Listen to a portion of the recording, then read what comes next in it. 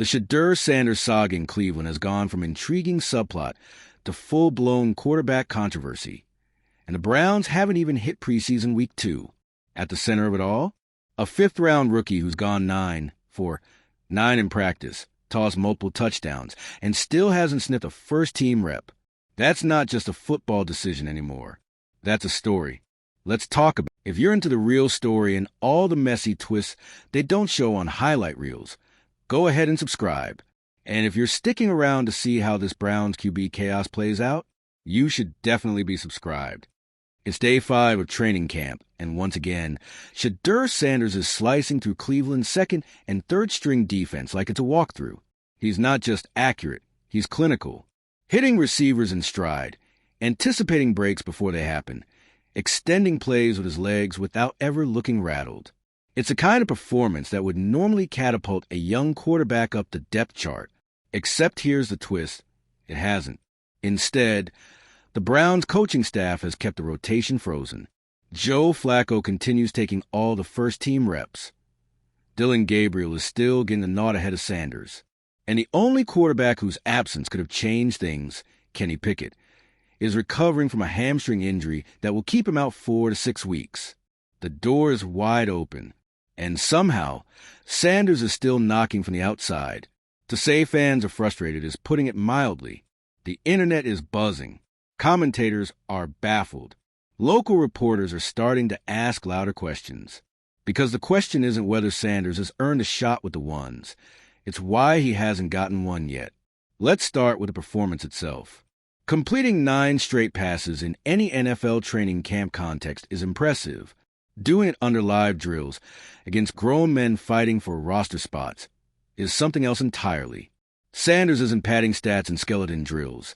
He's executing full-speed plays, making reads, manipulating safeties, and hitting tight windows. He's also showing command of the offense, calling protections, audibling pre-snap, and getting his receivers lined up. These are responsibilities that typically don't fall on a rookie buried in the rotation. But Sanders isn't acting like a rookie, and that's kind of the problem.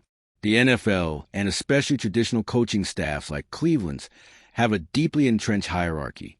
First-round picks are golden children. Mid-rounders like Dillon Gabriel get attention because they're seen as organizational investments. And late-rounders? They're usually treated like camp arms, warm bodies to help run drills, maybe flash some upside, and then quietly disappear onto practice squad. But Sanders is violating that entire script. He's outperforming expectations at every turn. He's developed fast chemistry with younger receivers, especially Gage Larvadain. He's showing poise that's making veteran defenders nod with respect. And he's not just quietly doing his job, he's quietly dominating. So what's holding him back? A big part of it seems to be optics. Dillon Gabriel was selected ahead of Sanders. That means the GM has skin in that particular game. The front office doesn't want to be perceived as having missed on their guy just because a lower-drafted player is outperforming him. Protecting draft investments is a very real thing in NFL politics and often flies directly in the face of meritocracy. Another factor?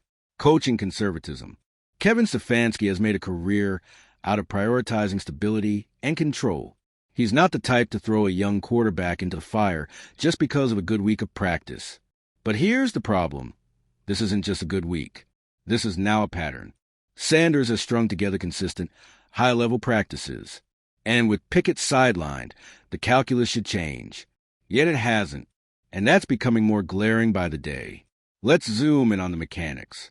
When you watch Sanders throw, you notice 3 things immediately: anticipation, touch, and timing. He doesn't wait for receivers to break open. He throws them open. His red zone decisions are especially sharp. On day 5, both touchdowns came on perfectly placed balls where only the receiver could make the catch. One was a back shoulder fade to Larvadain that hit just above the DB's helmet. The other, a bullet slant through traffic where the linebacker didn't even have time to react. Those throws don't just happen by accident.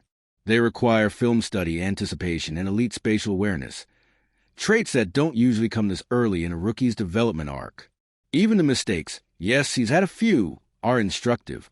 On a busted protection earlier in the week, Sanders held on to the ball too long and took a sack he could have avoided. But the next day, same blitz, same look. This time, he adjusted protection and hit the check down. That kind of improvement over 24 hours is exactly what coaching staffs claim they want. So why isn't it being rewarded? That he hasn't played against the first team yet. Excuse is starting to wear thin. How can a quarterback prove he belongs with the starters if you never let him take a snap with them? It's a circular logic trap, one that only benefits the status quo. And when the status quo is aging Flacco, inconsistent Gabriel, and injured Pickett, what exactly are the Browns protecting? There's also a quiet elephant in the room, Sanders' last name. Being the son of Deion Sanders comes with perks, but also brings baggage. Some in the league view him as overhyped. Others question whether his success is more marketing than merit. That's nonsense, of course, but it's real. Bias isn't always overt. Sometimes it's as subtle as a coach saying he just needs more time, while giving that time to someone else. And yet, through all of it, Shedeur hasn't blinked. No media tantrums. No cryptic tweets. No complaining to reporters. Just consistent execution, film work, and quiet confidence. He's taken every backup snap like it was a playoff rep. He's treated every practice as an audition. And whether he knows it or not, he's created a situation where the Browns have to make a decision. Soon, because the fan base is watching. The media is watching. And, most importantly, the locker room is watching. Players know who the guy is. They don't care about draft status. They care about production, command, and leadership. And with every throw Sanders makes, he's winning over more of that locker room. We're heading into preseason week 2, and the pressure is no longer on Sanders. It's on the staff. If they don't give him a series with the ones, that's not caution, that's suppression. If they keep trotting out Gabriel while Sanders keeps producing, that's not evaluation, that's politics. And if they lose momentum with a team that clearly sees what's happening in practice, that's not leadership, that's negligence. This is the NFL. Opportunities are earned, but they also have to be granted. And Shedeur Sanders has earned the right to step into the spotlight, if only for a series or 2. What the Browns choose to do next won't just define the rest of camp. It could define the season. Because if the rookie gets a shot and delivers against a first-team defense, then there's no going back. The fans will demand it. The players will expect it. And the Browns will be forced to finally face the question they've been trying to avoid. What if the best quarterback on the roster is the one they've been treating like a backup? In a league where opportunity is everything, Shedeur Sanders has done the impossible. He's made his own. Now all that's left is to let him take it. You could feel the tension hanging over Berea like humidity before a summer thunderstorm. By the time day 6 of Browns training camp rolled around, it wasn't just media chatter. It was mutiny energy. Not from the locker room. Not quite yet. But from the fans. From the sidelines. From the reporters who'd seen one too many perfect practices go unrewarded. And at the center of it all, calm as ever, was Shedeur Sanders. Same visor. Same unbothered expression. Same approach. Stretch, study, execute. He wasn't playing politics. He didn't have to. The tape was talking for him now. Except the coaches weren't listening, or at least not responding. Joe Flacco was still commanding the huddle with the ones, steady but unspectacular. Dillon Gabriel was still rotating behind him, putting up reps that were best described as functional. Nothing disastrous, but nothing electric. Definitely nothing that would make you stop practice and go, whoa, that guy. And that's the thing, Shedeur was that guy, day after day, but still no first-team reps. That day, during 11 on 11S, he went 7 for 8 with another red zone touchdown. This time, a rolling right throw across his body to the back corner. Another strike to Gage Larvadain, who somehow keeps syncing perfectly with Sanders despite minimal game planning. You could practically feel the clip being edited in real time for social media. And sure enough, by that night, the touchdown was trending on Twitter again. Fans started making TikToks with captions like, "The best QB on the Browns isn't even allowed to start." Memes popped up with Stefanski, holding Sanders back like a helicopter parent. The pressure wasn't just mounting. It was boiling. Yet inside the facility, still no word. No rotation adjustment. No press conference acknowledgement. No, we're evaluating all options, coach speak. Just silence. Until one coach, off the record, obviously, slipped to a beat reporter that the staff didn't want to overwhelm the rookie too early. Overwhelm? He was running perfect practices with third-string protection and undrafted receivers. What else do you want, blood? That quote became a lightning rod. Analysts jumped on it. Former players called it patronizing. One even said, if your quarterback is outplaying everyone and your solution is to protect him from more reps, you're not developing, you're suppressing. The Browns were officially on the defensive. But the players? That's where things got even more interesting. At the end of day 6, veteran tight end David Njoku pulled Shedeur aside. Not for a handshake, not for a PR moment, but to walk him through film right there on the sideline, pointing out coverage tendencies from the nickel package they had just faced. The message was clear. We see you. Even more telling, a handful of offensive linemen started taking extra time between drills to rep snaps with Shedeur. Quiet, uncoached, deliberate. Just enough to say, we've got your back. And you know who else noticed? Myles Garrett. Again, word started leaking that Garrett had privately told coaches, this kid's the most locked in I've seen since I got here. You don't get that kind of praise by accident. And you definitely don't get it unless you've earned respect, not just from teammates, but from the guy who sets the tone for the entire franchise. Which brings us to the inevitable, the preseason opener. Stefanski stood at the podium 2 days before kickoff and said what everyone was waiting to hear, sort of, Joe will get the start. Dylan will rotate in. And we'll also get a look at Shedeur in the second half. The second half. Not exactly a glowing endorsement, but also not a snub. It was something. A real shot. Live bullets. Stadium crowd. Broadcast cameras. Finally, a chance to silence every doubter or validate every whisper. You could practically hear the buzz as game day rolled around. Fans started showing up in custom number 5 jerseys, most of them college transfers with Sanders stitched on. Even the NFL shop noticed a spike in Brown's quarterback gear, and it wasn't for Flacco. When the game started, Flacco looked solid if unspectacular. Short completions. Methodical pace. No mistakes, but no fireworks either. Gabriel came in and managed a couple decent drives, but stalled out twice in the red zone. One throw behind the receiver. Another into traffic that could have been a pick. Solid, not special. And then, third quarter, 9:27 on the clock. Shedeur jogged onto the field. The energy shift was immediate. No, it wasn't a touchdown on the first play. It wasn't a 60-yard bomb. It was a check down. A smart, poised, immediate read against a disguised blitz.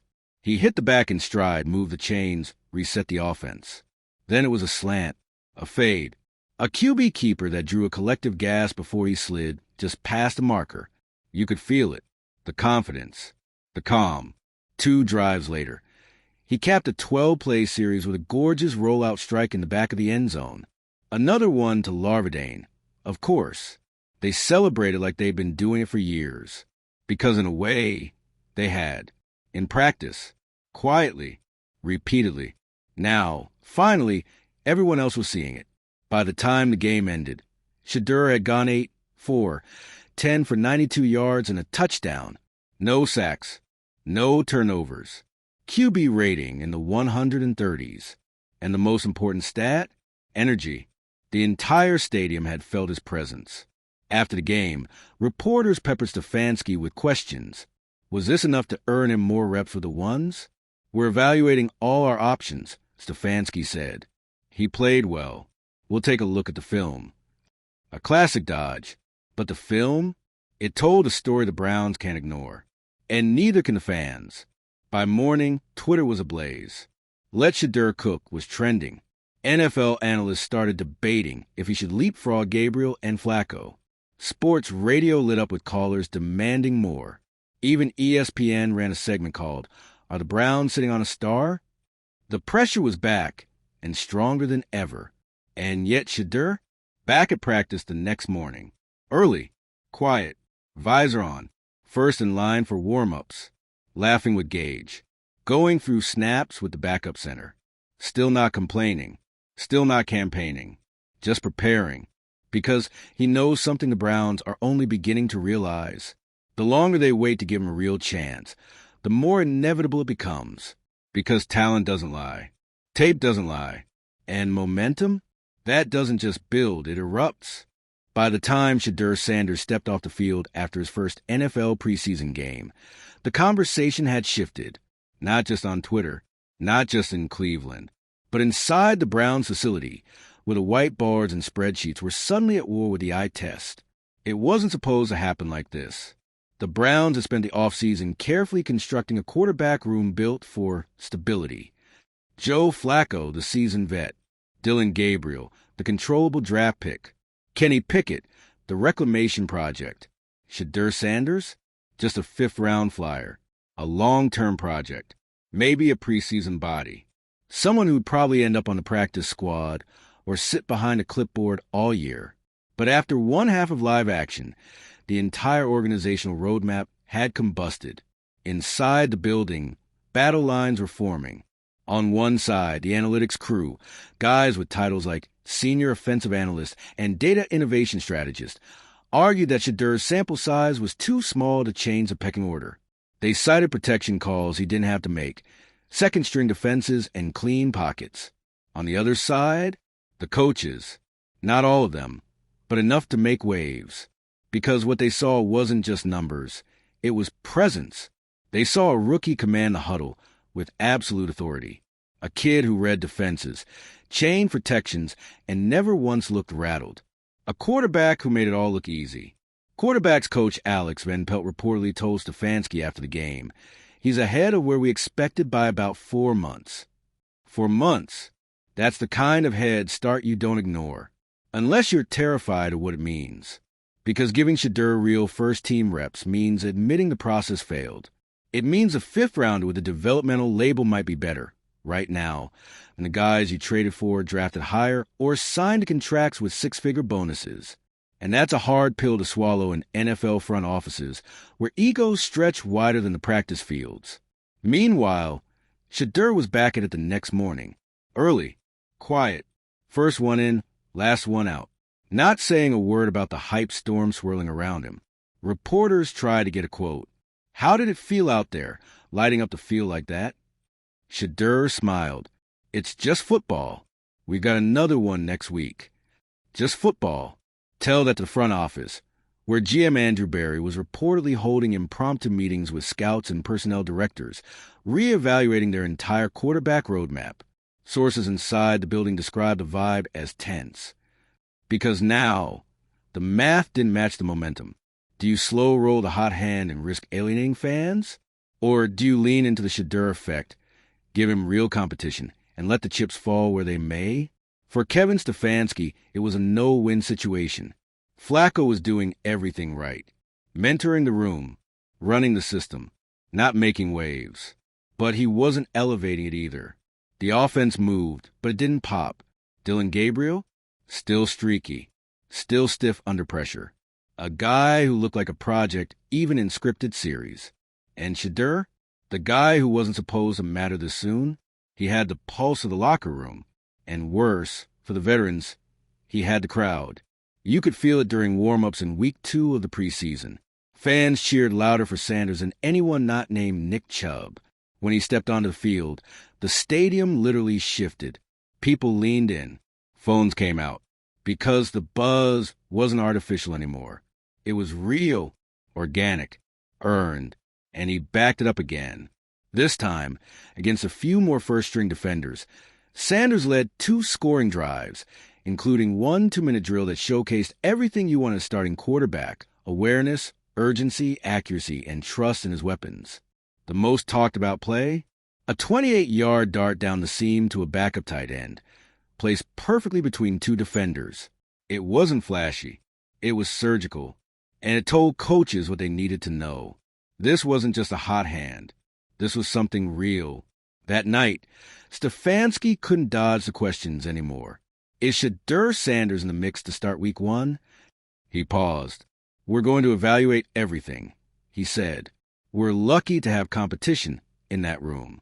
Shedeur's doing everything we ask, and he's earned a longer look. A longer look. That was all fans needed to hear. Twitter exploded. ESPN panels the next morning ran full segments titled QB Controversy in Cleveland. Talking Head debated how long Flacco could hold the job. Fantasy podcasts speculated whether Shedeur would start by week 4. The Browns had entered the danger zone, expectation, and the team couldn't hide from it anymore. Behind the scenes, Flacco wasn't rattled. He knew what was coming.